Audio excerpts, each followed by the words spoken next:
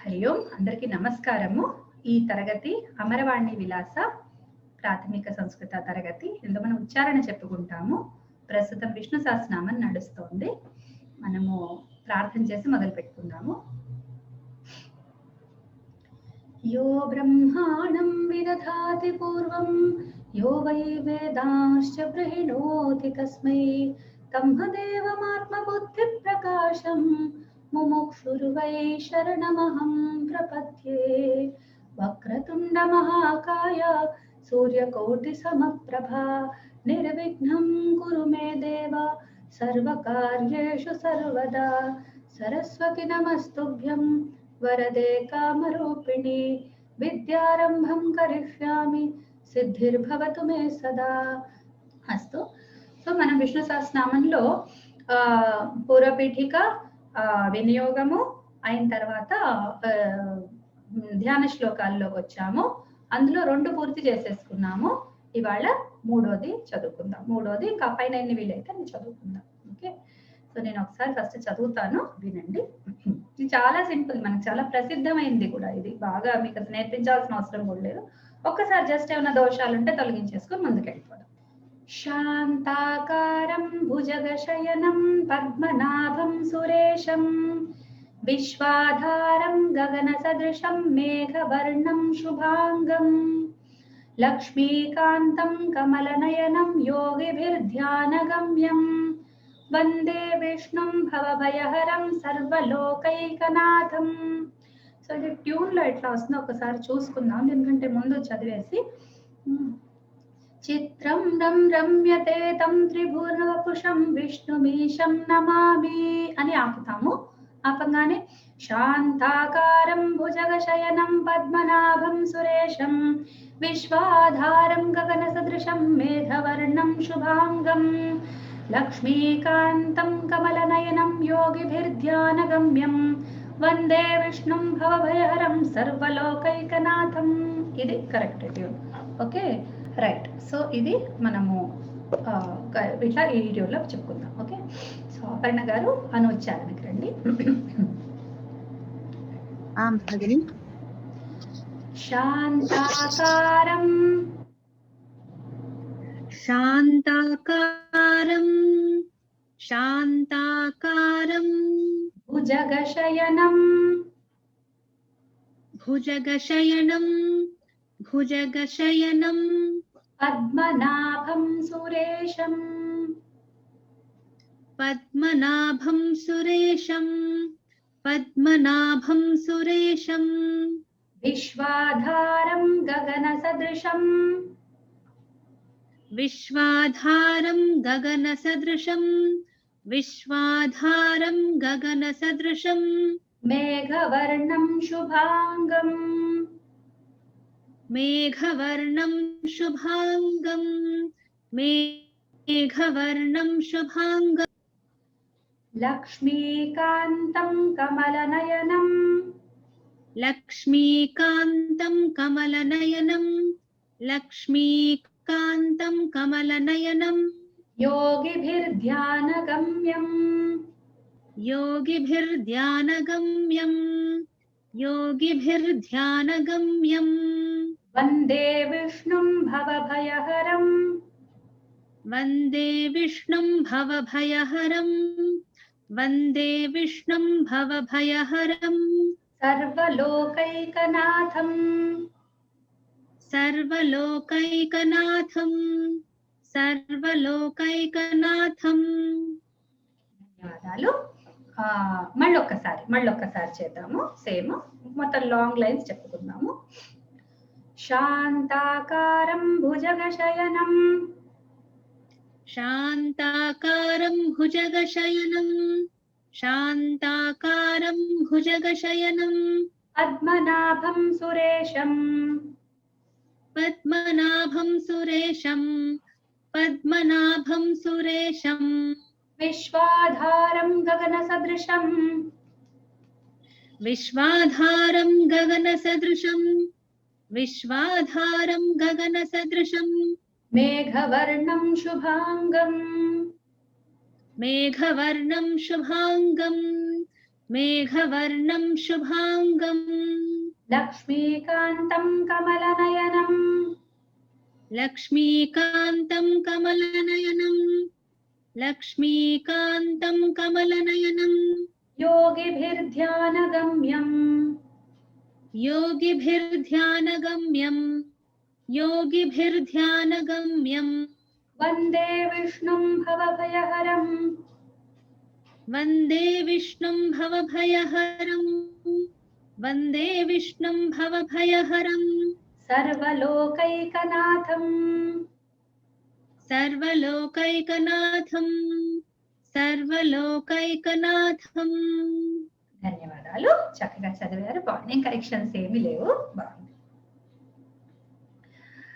శ్రీదేవి భగిని आं भगिनि ఇదే పద్యము మళ్ళీ ఒకసారి శాంతాకారం భుజగశయనం शान्ताकारं भुजगशयनं शान्ताकारं भुजगशयनं పద్మనాభం సురేశం पद्मनाभं सुरेशं पद्मनाभं सुरेशं విశ్వాధారం గగన సదృశం विश्वाधारं गगनसदृशं विश्वाधारं गगनसदृशं మేఘవర్ణం శుభాంగం मेघवर्णं शुभाङ्गं मेघवर्णं शुभाङ्गं లక్ష్మీకాంతం కమలనయనం लक्ष्मीकान्तं कमलनयनं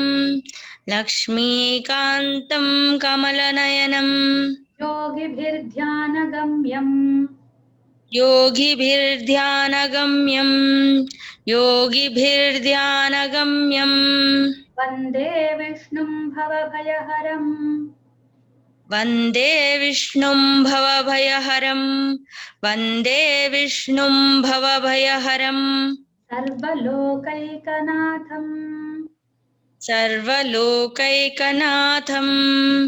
सर्वलोकैकनाथं బాగుంది దాని తర్వాత నెక్స్ట్ పద్యానికి వెళ్దాము మీరే చెప్పండి మేఘశ్యామం मेघश्यामं मेघश्यामं पीतकौशेयवासं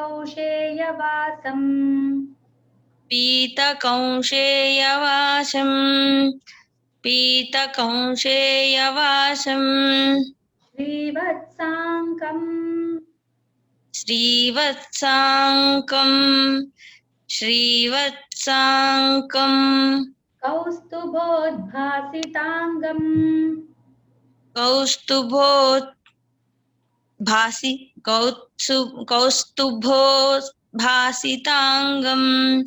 कौस्तुभोद्भासिताङ्गं कौस्तुभोद्भासिताङ्गं पुण्योपेतं पुण्डरीकायताक्षं पुण्योपेतं पुण्डरीकायताक्षं पुण्योपेतं पुण्डरीकायताक्षं विष्णुं वन्दे सर्वलोकैकनाथं विष्णुं वन्दे सर्वलोकैकनाथं विष्णुं वन्दे सर्वलोकैकनाथं ధన్యవాదాలు అపర్ణ గారు आं भगिनि మేఘశ్యామం పీతకౌశేయవాసం मेघश्यामं पीतकौशेयवासं मेघश्यामं पीतकौशेयवासं श्रीवत्साङ्कं कौस्तुभोद्भासिताङ्गं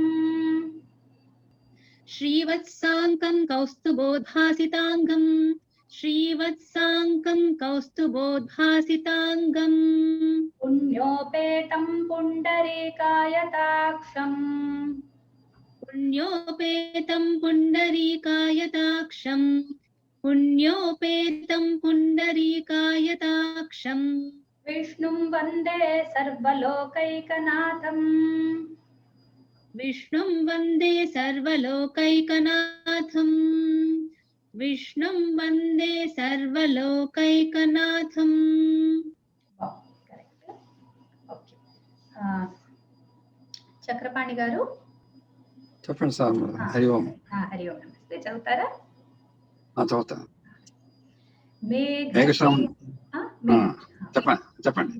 మేఘశ్యామం మేఘశ్యామం పీతకౌశేయవాసం పీతకౌశల్యవాసం పీతకౌశల్యవాసం కౌశేయవాసం కౌశేయవాసం శ్రీవత్సాంకం శ్రీవత్సాంకం కౌస్తుభోద్భాసితాంగం కౌస్తుభోద్భాసితాంగం కౌస్తుభోద్భాసితాంగం భాసితాంగం పుణ్యోపేతం పుండరీకాయతాక్షం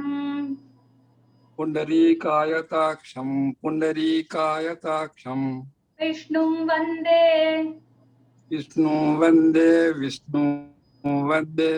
సర్వలోకైకనాథం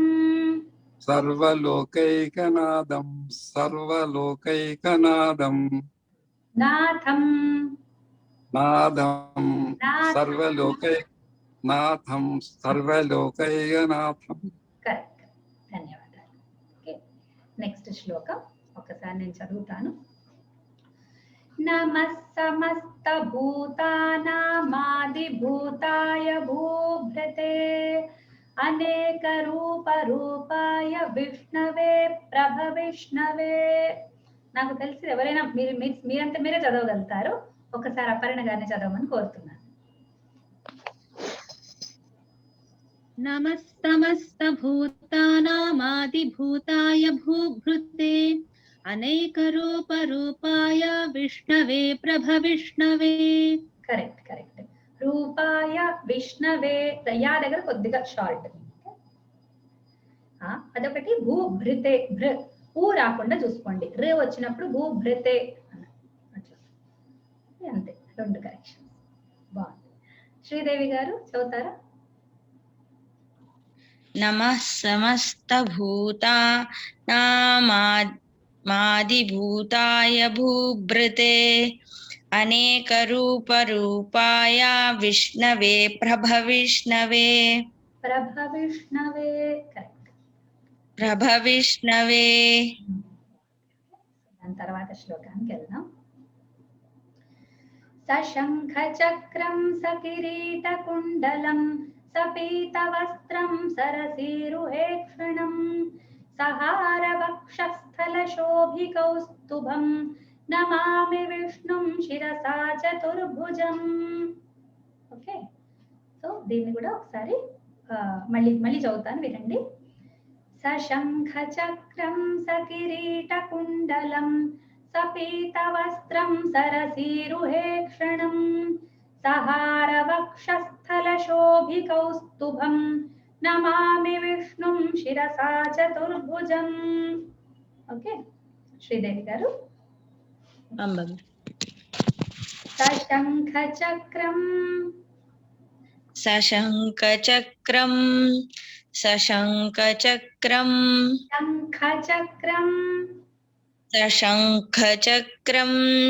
సశంఖచక్రం సకిరీటకుండలం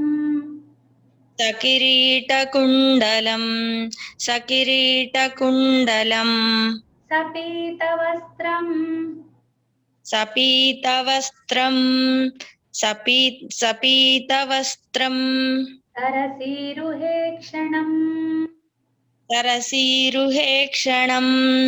సరసీరుహేక్షణం సహారవక్షః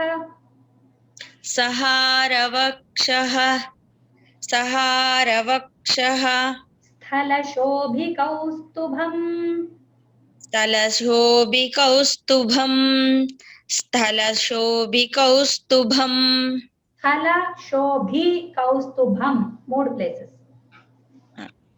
స్థల శోభి కౌస్తుభం సరే, స్థల శోభి కౌస్తుభం రైట్. సహార వక్ష స్థల శోభి కౌస్తుభం. సహార వక్షస్థల స్థల శోభి కౌస్తుభం సహార వక్షస్థల శోభి కౌస్తుభం సహార వక్ష స్థల సహార వక్షస్థల సహార వక్షస్థల శోభి కౌస్తుభం.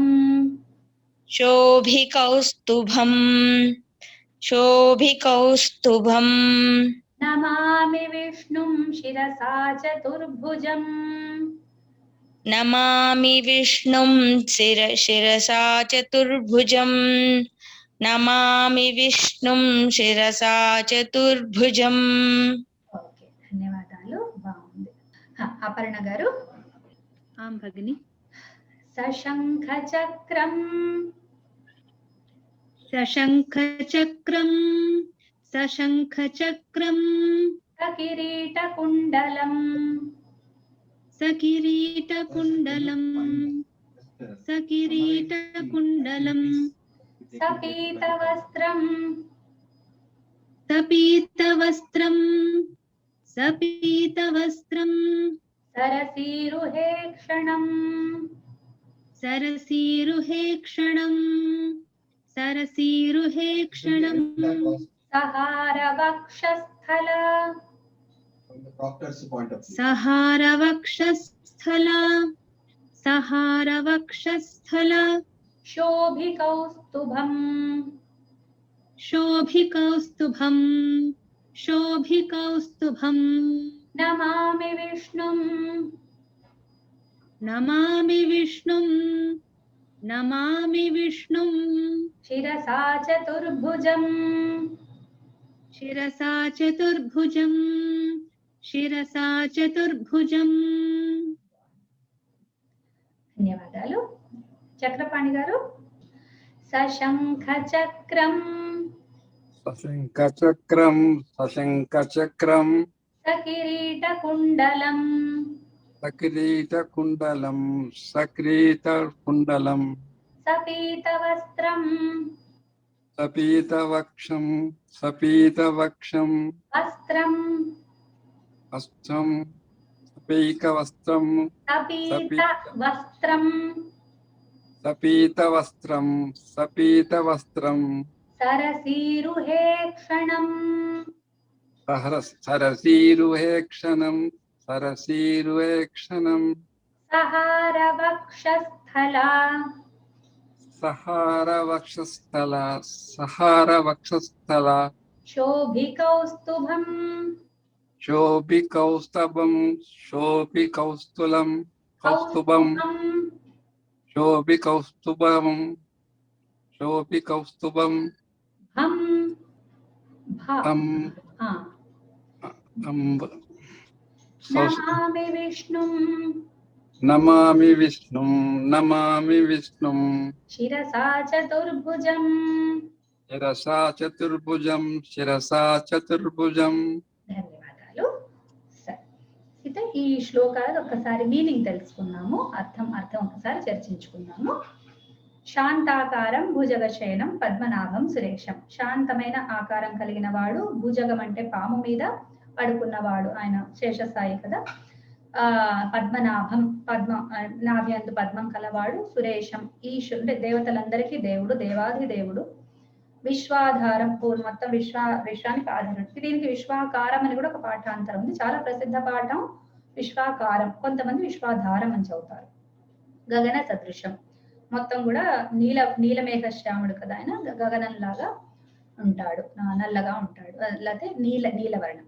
మేఘవర్ణం మేఘము రంగులో ఉంటాడు. వర్ణం అంటే రంగు. శుభాంగం చక్కటి శరీరాకృతి, మంచి శరీర అవయవాల రూపం కలిగిన వాడు. లక్ష్మీకాంతం లక్ష్మి యొక్క భర్త, ఆమెకు ఇష్టమైన వాడు. కమల నయనం, మంచి చక్కటి అందమైన కన్నులు, ఎప్పుడు కూడా వాటిని తామర పూలతోని పోలుస్తారు. సో కమల నయనం. యోగిభిర్ ధ్యాన గమ్యం, ఇక్కడ యోగిభిర్ ధ్యాన గమ్యం అని ఇంకో పాఠాంతరం ఉంది. నేను యోగిభిర్ ధ్యాన గమ్యం అని చదువుతాను. యోగిభిహి అంటే యోగుల చేత ధ్యాన గమ్యం, వాళ్ళు ధ్యానం చేసుకునేటప్పుడు గమ్యమైన వాడు అంటే దేని గురించి ధ్యానం చేస్తారో ఆ స్థానం, ధ్యాన స్థానం. ధ్యానానికి ఒక పరమావధి ఉంటుంది కదా, అది ఆయన. యోగిభిర్ ధ్యాన గమ్యం. వందే నమస్కరిస్తున్నాను విష్ణు, ఈ విష్ణువును, భవభయహరం, భవము అనే యొక్క సంసారం యొక్క భయాన్ని పోగొట్టేవాడు. హరం అంటే పోగొట్టేవాడు. సర్వలోకైకనాథం, అన్ని లోకాలకు ఏకమాత్ర దేవత, దేవుడు, నాథుడు అంటే దిక్కు అనేవాడిని నేను. అంటే ఇవన్నీ కూడా ద్వితీయ విభక్తిలో ఉన్నాయి. వందే ఈ అన్ని అంటే వీళ్ళందరూ రకరకాలు కాదు, ఒక్కడికే ఇన్ని విశేషణాలు వేసి అతనికి వందే అంటే అతను నమస్కరిస్తున్నాను. ధ్యాన శ్లోకాలు అట్లాగే ఉంటాయి, వాళ్ళ గుణాలు చెప్తారు. చాలా మందికి ఇక్కడ ఒక అపోహ ఉంటుంది, మాటి మాటికి ఇది మనం అనుకోవాల్సిన మాట ఏంటంటే దేవుడికి పొగడతలు ఇష్టము, మనుషుల్లాగే దేవుడు కూడా పొగిడితే సంతోషపడి మనకు వరాలు ఇస్తాడు అంటే ఏమన్నా వెర్రివాడా? చెప్పండి. యోగ్యత లేని వాడికి పొగిడాడు కదా అనే స్వరాలు ఇవ్వడానికి ఆయన అన్నా వెర్రివాడా? మరి అట్లాంటప్పుడు కర్మ సిద్ధాంతం ఎందుకు? ఎవడి కర్మను బట్టి వాడు అనుభవిస్తాడు, ఎవరికి ఎంత కర్మ ఉంటే వాడికి అంత వస్తుంది. మరి అదెందుకు? పొగిడే కాడికి నేను మళ్ళీ భక్తి గురించి మాట్లాడట్లేదు. భక్తితోటి భగవంతుని వేడుకుంటే కర్మను కూడా ఆయన దాటించగలడు, ఎందుకంటే ఆయన దానికి అవతల ఉన్నాడు, మనం దాని కింద ఉన్నాం. అవునా? సో అది కాదు. పొగిడితే ఆయన సంతోషపడి ఏమి ఇవ్వడు, ఆయన్ని పొగిడేది ఎందుకంటే మన అష్యూరెన్స్ కోసం. అటువంటి వాడిని నేను ధ్యానిస్తున్నాను, నాకు తప్పకుండా మంచి జరుగుతుంది అట్లా అనుకున్న భావం తర్వాత మనకు జరుగుతుంది కూడా. జరిగిన తర్వాత మనం ఏమంటారు, ఆహా నా అంతటి వాడు పొగిడాడు కాబట్టి భగవంతుడు ఇచ్చాడు నాకు అని మనం అనుకుంటాం. అది చాలా తప్పుడు ధారణ. చాలా మంది ప్రసిద్ధులు కూడా ఇదే మాట, ఎవరు పొగడతలకి ఎవరు పడిపోడండి, దేవుడు కూడా పడిపోతాడు. అప్పుడు ఆయన దేవుడు ఎందుకైనా అడిగ? మనిషికి దేవుడికి తేడా ఏముంది? పొగడతలు ఎవడు పడితే వాడు పొగిడితే పడిపోవటానికి ఆయన అన్న వెర్రివాడా? ఇది ఒక్క మాట గుర్తుపెట్టుకోండి. ఏ ధ్యాన శ్లోకం చదివినా ఆయనకి ఇన్ని అవసరమా? ఇంత పొడుగు ధ్యానాలు మనం చేయటం అవసరం ఆయనకి అని అంటే మనకు అవసరం, ఆయనకు అవసరం లేదు. మనకు అష్యూరెన్స్ కావాలి. ఎటువంటి వాడు ఈయన ఇవ్వగలుగుతాడా? నాకు ఇటువంటి కోరికలు, ఇంత పెద్ద ఉద్యోగం ప్రాబ్లం కదా, నాకు ఇన్ని మల్టిపుల్ సమస్యలు ఉన్నాయి కదా, ఈయన తీర్చగలుగుతాడా అన్న సందేహం మనలో ఉంటుంది. కాబట్టి మనం ఈయన మామూలు వాడు కాదు, ఈయన సృష్టిని తయారు చేసిన వాడు, లక్ష్మీదేవి యొక్క భర్త కాబట్టి నాకు డబ్బులు కావాలంటే ఇస్తాడు వాళ్ళ ఆమెను అడిగి అని చెప్పి మనకు అష్యూరెన్స్ కావాలి. అందుకోసం మనం ఇవన్నీ తలుచుకుంటాం. వ్యాపకుడు, మొత్తం వ్యాపక స్వరూపుడు, ఆయన ఎంతటా ఉన్నాడు అన్న భావన కోసం. సో ఈ చిన్న కరెక్షన్. కాబట్టి ఈసారి నుంచి ఎవరన్నా మీతో అంటే దేవుడు కూడా పొగడతలకు పడిపోతాడు ఇట్లాంటి మాటలు కనుక అంటే వినకండి, వెంటనే చెప్పండి వాళ్ళు దేవుడి కోసం కాదు మన కోసం. ఓకే. కొంతమంది అంటారు సంకల్పం చెప్పేటప్పుడు, ఏం దేవుడికి తిదివార నక్షత్రాలు తెలీదా, మనం చెప్పాలా? బ్రాహ్మడు కూర్చొని పంచాంగ రాసి చెప్తే ఆయనకు తెలుస్తుందా అని అంటారు. కాదు, ఆయన కోసం కాదు, మన కోసం. నేను ఫలానా దేశం, ఫలానా కాలం, ఫలానా పరిస్థితిలో నేనున్నాను అని మనిషి తనకు తాను గుర్తు చేసుకోవడానికి సంకల్పం. ఈ సంకల్పంలో నేను పూజ చేస్తున్నాను, నాకు తెలియాలి ముందు నేను పూజ చేస్తున్నానని. లేకపోతే మన బుర్ర ఎక్కడికో 100 రకాలుగా తిరుగుతూ ఉంటుంది, దానికి తెలియదు. అందుకని దానికి మాటిమాటికి చెప్పటానికి, దాన్ని స్థిరం చేయడానికి, ఈ దేశం, ఈ కాలం, ఈ పరిస్థితికి, ఈ శరీరాన్ని, మనస్సుని స్థిరం చేయడానికి సంకల్పాలు అవి ఉంటాయి. ఓకేనా? సో అందుకని ఇటువంటి వాటిల్లో ఎవరన్నా కూడా హేళనగా మాట్లాడినా, తక్కువ చేసి మాట్లాడినా, అవజ్ఞ చేసినా, అజ్ఞానంతో ఏదన్నా అన్నా మీరు దానికి వెంటనే ఈ విధమైన సమాధానం మీరు చెప్పండి. ఇది మన కోసము, ఆయన కోసం కాదు. ఆయన గురించి బ్రహ్మాండంగా తెలుసు. ఓకే, అది ఓకేనా? సో ఒక్కసారి నేను ఏం చేస్తాను అంటే శ్లోకాలన్నీ చదువుతాను. చదివితే మీకు ఇదొకటి సంహిత పాఠం కూడా చెప్పలేదు నేను, అది కూడా చదువుతాను. నాన్ సంహిత ఫస్ట్ చదువుతాను, మళ్ళీ సంహిత పాఠం చదువుతాను. సరే వినండి. శాంతాకారం భుజగశయనం పద్మనాభం సురేశం విశ్వాధారం గగన సదృశం మేఘవర్ణం శుభాంగం లక్ష్మీకాంతం కమలనయనం యోగిభిర్ధ్యానగమ్యం వందే విష్ణుం భవభయహరం సర్వలోకైకనాథం మేఘశ్యామం పీతకౌశేయవాసం శ్రీవత్సాంకం కౌస్తుభోద్భాసితాంగం పుణ్యోపేతం పుండరీకాయతాక్షం విష్ణుం వందే సర్వలోకైకనాథం నమః సమస్తభూతానామాదిభూతాయ భూభృతే అనేకరూపరూపాయ విష్ణవే ప్రభవిష్ణవే సశంఖచక్రం సకిరీటకుండలం సపీతవస్త్రం సరసీరుహేక్షణం సహారవక్షస్థలశోభికౌస్తుభం నమామి విష్ణుం శిరసా చతుర్భుజం. ఓకే, ఇప్పుడు సంహిత పాఠం. సంహిత ఎక్కువ ఏమి ఉండదు, అనుస్వారాల దగ్గర ఉంటుంది. శాంతాకారం భుజగశయనం పద్మనాభం సురేశం విశ్వాధారం గగన సదృశం మేఘవర్ణం శుభాంగం లక్ష్మీకాంతం కమలనయనం యోగిభిర్ధ్యానగమ్యం వందే విష్ణుం భవభయహరం సర్వలోకైకనాథం. ఓకే, మేఘశ్యామం పీతకౌశేయవాసం శ్రీవత్సాంకం కౌస్తుభోద్భాసితాంగం పుణ్యోపేతం పుండరీకాయతాక్షం విష్ణుం వందే సర్వలోకైకనాథం. నమః సమస్తభూతానామాదిభూతాయ భూభృతే అనేకరూపరూపాయ విష్ణవే ప్రభవిష్ణవే సశంఖచక్రం సకిరీటకుండలం సపీతవస్త్రం సరసీరుహేక్షణం సహారవక్షస్థలశోభికౌస్తుభం నమామి విష్ణు శిరసా చతుర్భుజం. సో విష్ణు అట్లా ఆ విధంగా అనుస్వారాల్ని పలికితే అది సంహిత పాఠం అవుతుంది. అస్తు, ఇలాంటి పాఠం ఇక్కడితో ముగిద్దాము. మళ్ళీ వచ్చే వారం కలుసుకుందాం. తావత్ శుభమస్తు. ప్రార్థనతోటి ముగిద్దాం. స్వస్తి ప్రజాభ్యః పరిపాలయంతాం న్యాయేన మార్గేణ మహిమహీషాః గోబ్రాహ్మణేభ్యः శుభమస్తు నిత్యం. లోకాः సమస్తాः సుఖినో భవంతు. सर्वे भवन्तु सुखिनः, सर्वे सन्तु निरामयाः, सर्वे भद्राणि पश्यन्तु, मा कश्चित् दुःखभाग् भवेत्. सर्वं श्रीरामार्पणमस्तु. धन्यवादः.